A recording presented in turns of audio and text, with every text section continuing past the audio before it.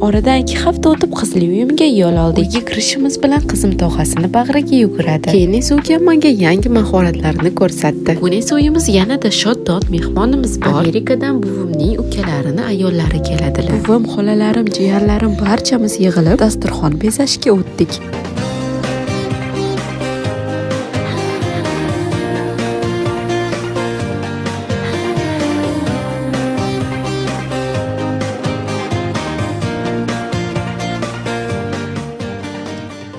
Hammamiz birga kulib, gaplashib, salatlar, zakuskalar qo'yib, uy ichini mehrga to'ldirib oldik. Va nihoyat mehmonimiz yetib keldilar. Samimiy quchoqlashlar, hol-ahvol so'rashlar. Uzoqdan kelgan insonning qadri boshqacha bo'ladi. Avval esa duo qilindi. Keyin esa ukam bilan zakuskalarni qovurib, issiqqina olib kirdik va dasturxonga qo'shilib birgalikda obed qildik. Aytgancha Amerikadan sovg'alar ham keldi. Hammamiz bolalardek xursand bo'lib ketdik. Bu esa meni qizli paytimdagi pushtaxonam. Endi esa bu yerda shirin uyquda qizim yotibdi. Qanchalik hayot tez o'zgaradi ya. Uyg'onishi bilan qizim jiyanlarim bilan o'ynashga tushdi va asosiy taom shashlilarimizni ham tortib oldik. Orada esa meni buyurtmalarim keldi. Ikkita bolamni jiyanlarimga topshirib, raspakovka qilishni boshladim. Sifatli olivka rangli sumочка, turli xil go'zal zakolkalar va asosiy posilka esa kosmetikalarim uchun juda qulay organayzerlar. Yasatish jarayoni qiziq bo'lsa, kommentariyada yozib qo'ying. Zakolka va sumочкani jiyanimga sovg'a qildim. Uning quvonchini ko'rib yuragim erib ketdi. Bolalarni xursand qilish eng katta baxt. Buni yartilashi qaranglar naqadar go'zal. Mana ketishimiz vaqti ham keldi. Bunaqa paytlar oilaning qadrini yanada chuqur his qilasiz. Sizga ham shunday oilaviy samimiy lahzalar yoqsa, menga obuna bo'ling. Siz bilan hayotimdagi eng iliq onlarni bo'lishishdan davom etaman.